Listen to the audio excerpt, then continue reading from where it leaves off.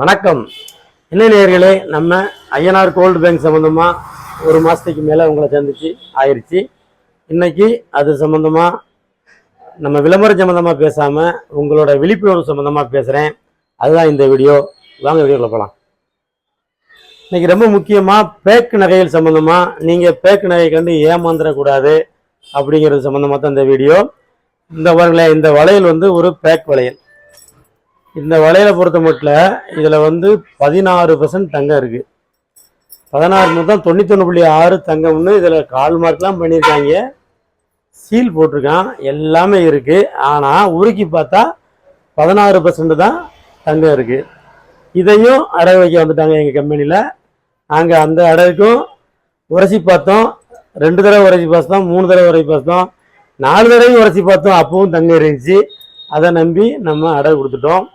இந்த மாதிரி நாங்கள் ஏமாந்து